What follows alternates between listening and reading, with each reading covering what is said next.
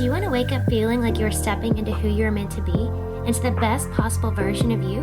What if I told you that the key to your best life, health, and happiness are all around you? You just have to find what works for you. I'm Hope Pedraza, and I believe that there isn't just one way to live a healthy and meaningful life, and that all you need is a little inspiration to make changes that last from the inside out. Each week, I'll be sharing tangible tips and inspirational interviews to help you on your journey. These are the steps to take to improve your life and live with purpose. This is Hopeful and Wholesome. Hey y'all, welcome back to Hopeful and Wholesome. I am here with part 3. This is in our chakra series, talking about the chakras and how it's related to your wellness.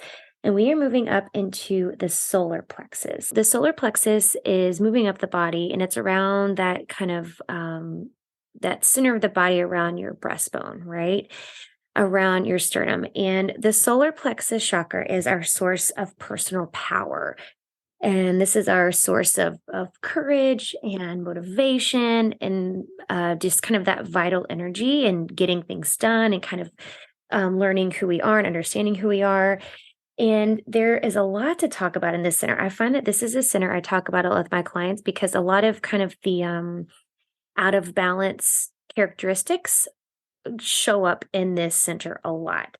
Okay, so let's look at what the central issues are with this particular chakra. So this third chakra is all about purpose, personal authority, personal power, right? These feelings of kind of inner strength and self-control and desire, willpower, all of those live in this center. And so this center has a pretty big responsibility. There's a lot going on here. It's associated with the metabolism and emotions and so many processes that the body undergoes at each day. So when this chakra is open, you're going to feel that you're kind of attracting events and people and places into your life just with ease, right? This kind of synchronicity to things that you're attracting into your life. You'll have this sense of personal power because that's where it comes from, like this sense of empowerment, this sense of self-control, since our willpower lives here. And the motivation to do it and to get things done. This is where your motivation comes from. So when this chakra gets out of balance, you might feel depleted. You might feel like you have maybe lower energy levels than normal. This is a really big energy center, it is an energy center, but it's a really big source of like actual physical energy. You might feel like you lack motivation or purpose. And in this sense, it's because it's that source of personal power and identity that this is where it comes from. And you kind of lose that. And so feelings of maybe depression or anxiety can increase. It's just kind of like your battery is running out, right? Like your battery is just kind of running low. You might feel disempowered, right? Fearful, depressed, anxious. All of these are signs of kind of an underperforming solar plexus chakra.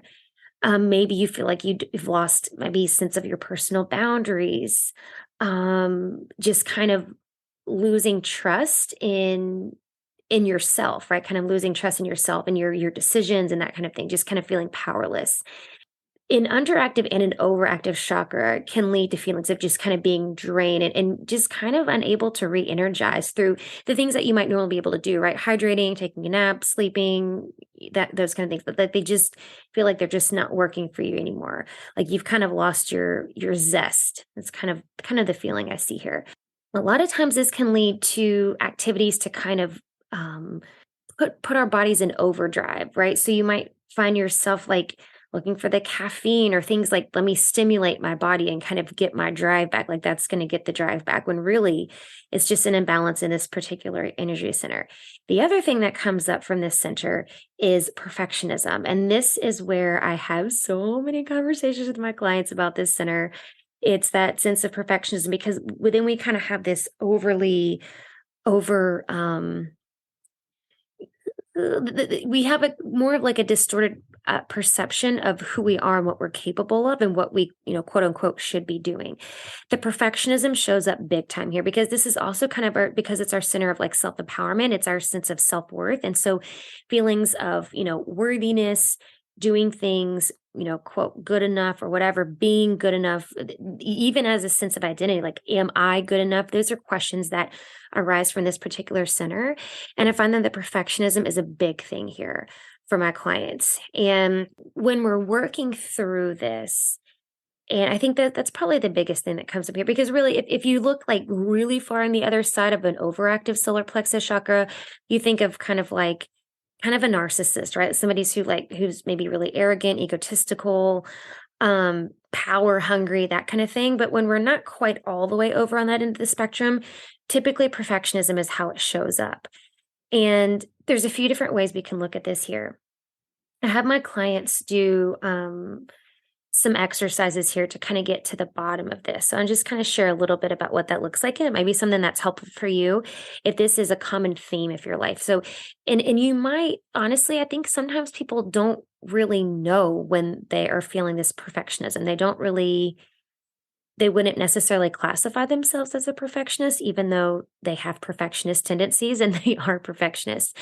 So if you've ever thought or questioned whether you're good enough, the work you do is good enough, if you're only valuable because of the work you do, like your value is in your output, right? The work you do at your job or your career in your business or at home or whatever, like that's the value of you. Like you have to earn your stripes. So you have to earn your way to, earn your value. If those feelings have ever come, those are signs of perfectionism.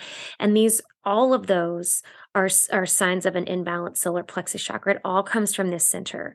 And a lot of times I find it's really helpful when I'm kind of navigating this center with people to look at their human design chart, because there is a solar plexus center on the human design chart. It corresponds to the chakras. The chakra system is a whole part of the human design system as well.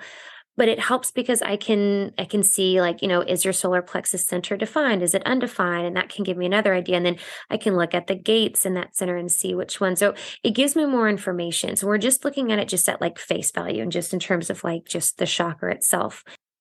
I can still give just kind of general recommendations or best practices to kind of find balance and reorient yourself in this particular center and really get some energy flowing again. So a practice that I have my clients do, I've had a handful of my clients do when I'm working through this center because it shows up a lot. Oh, the other piece, I do want to say this, the other piece of this, and you might find this true in your own life. I've had clients before where they're kind of I don't want to say having trouble with their protocol, but just kind of beating themselves up about it. Like I had a client not too long ago send me a message and she was kind of having this like black or white mindset, right? Where it's like, well, screw it. If I can't do it perfect, I'm not going to do it at all, right? Or if you've ever had that mindset, or if you had it where like, you had a day or maybe you had a weekend where you felt like you kind of went off the rails in terms of your like food and stuff. And then you're just like, screw it. Like I just ruined the weekend. I'm just gonna, who cares what I eat this week, right? And you can't get, quote, back on track because you feel like, well, I've just messed it up. What's the point, right? That's kind of another thing that shows up in this center. And that's that worthiness, perfectionist mindset, all of that. It's all related. It's all linked. It's all tied together. So when I'm working with my clients, I keep teasing out this. I know I'm going to get to the practice. So the practice that I have my clients go through, I have them sit down and kind of go through a journaling practice and have them kind of get into a meditative state and go back as far as you can remember to where the first instance of you feeling unworthy, not good enough, like you had to prove something. When did that first occur? And if you can get into that meditative state and really tune into your intuition here, it's going to give you the answer. And sometimes it might take a few times of you sitting down, sitting still and getting there. But from there, I have them start writing their story and starting from there. Like I have a client we met yesterday and she is working through, like she's literally working through her whole life. Like last night, was it last night? She was like, okay, I'm up to like middle school. Like she's literally going through every memory that she had. That's some of them have been, suppressed for years. And she's like, and I didn't even remember this thing until I really got into the groove. And I remember this thing happened and this thing happened and this event and this person said this. So getting into and kind of writing your perfectionist story, if you will, when it started. And so when we're writing it out, we're seeing when it started.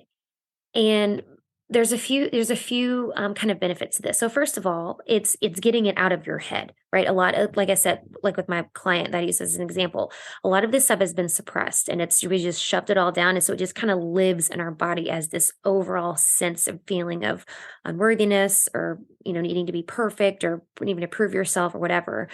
And it just kind of sits there. So first of all, bringing awareness to it allows us to be aware of it so we can release it. We can feel it and release it. So I have them work through this and feel the feelings. Like we're writing this down. Feel what you felt in that moment. Somebody said something to you in the second grade, or you felt like you didn't fit in because maybe you didn't have as much money as them, or you looked different or whatever, and feel the feeling. And I have them also kind of go through at the same time, kind of working through a little bit of inner child work. And you can do this just as you're writing it, or you can do a whole like meditative practice with this and kind of taking time to reparent yourself and going back to that, second grade version of you or wherever it is, whatever age you remember, and give what that like little 8-year-old version of you needed in the moment. You give it to them. You give it to them now. It's giving that, whether it's love or they needed a hug, they needed to know they were worthy, that they were unique and they were important and they were, all of these things, whatever you needed to hear in that moment, and just kind of reparent, have that inner child healing moment where you reparent yourself in those situations. So I find my clients going through this practice and go writing this down because you're getting it out of your head and on paper. I'm remembering these things. I'm feeling these things. When you bring awareness to it, that's really all your body needs to release it. I'm aware of it. I know it's there. Now I can let it go because I can see where, this situation, it's not serving me anymore. These emotions that have been stored in my body since, second grade or whatever, they're not serving me anymore. And it's caused these blockages or this kind of slower energy. It's been stored up in this particular energy center. So that's a practice that you can go with in this. I wanted to share that because I find that this center really holds a lot of power, and it has the opportunity for so many blockages and just kind of imbalances because of these things that get stored in our body. So the other piece of this, our solar plexus chakra. So all of the chakras are associated with certain glands, right? So we've talked about, your adrenals, we've talked about your sex organs and glands. This one is associated with your pancreas. So it releases hormones like insulin and enzymes to help you break down your food. And so when we're looking at supporting this energy center, we want to look at foods that are going to support your pancreas and everything that your pancreas is responsible for. So blood sugar is a big one because the insulin is one of the big hormones that's released here. We want to focus on regulating blood sugar and optimizing digestion. We have pancreatic enzymes that help break down our food. And so when we can support this energy center with foods like, think nourishing foods that help stabilize your blood sugar. Think things like whole grains, things like quinoa, wild rice, sprouted grains, those kind of things that are going to help you feel full. Things that are full of fiber help with stable blood sugar as well. Also, foods that are associated with the color of this particular center, which is yellow. So things like pineapples and papayas and mangoes, bananas, honey. And interestingly enough, other foods like avocado and sauerkraut and kimchi and miso and kiwi, ginger. I find that I say ironically enough, but it's not ironic. It's by design. Of course, I don't think there's any coincidences, and I always think everything is by design. It's how God designed it all. These foods that I just listed, all of these kind of rich yellow and orange colored foods, all of those are foods that help support healthy enzymes in the body, healthy pancreatic enzymes. All of these help with digestion. Pineapples, papayas, mangoes, ginger, kiwi, miso, kimchi, right? All of these, a lot of these are fermented foods, things like sauerkraut, kimchi, miso, like fermented foods.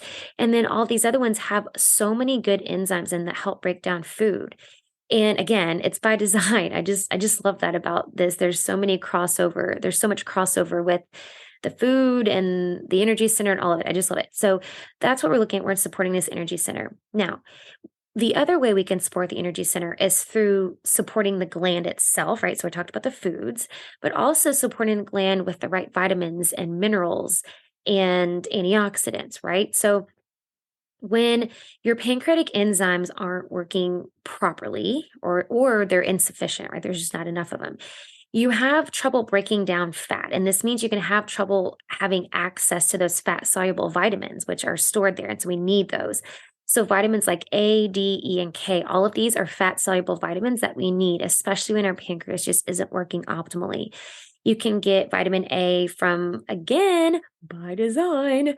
It's orange and yellow foods. This is not by accident. So orange and yellow foods give you that vitamin A that we need, and that's supporting this solar plexus chakra. You can also get vitamin A from leafy greens. And of course, there's vitamin D, right? You can get it. Sometimes you get a little bit from fish. The sun is the best. Again, hello, the sun. It's orange. We're getting vitamin D from the sun. The sun is the best place to get vitamin D. Of course, take a supplement if you need it, and always take it with K2. Don't make me get in my soapbox talking about D3, K2. So I'll just say that. I'll leave it there. And then also supporting it with antioxidants, right? Antioxidant minerals, especially. Some minerals that serve as antioxidants are things like magnesium, also calcium and zinc and selenium. All of these are helping support the pancreas and then the functions of the pancreas, how it's helping with insulin, it's how it's helping with those pancreatic enzymes. And then chromium. Chromium is another mineral that's really important for blood sugar regulation. It helps with insulin release and all of that. So chromium is another that we want to use to support the pancreas and support this solar plexus chakra. Such a tongue twister. I'm not sure why.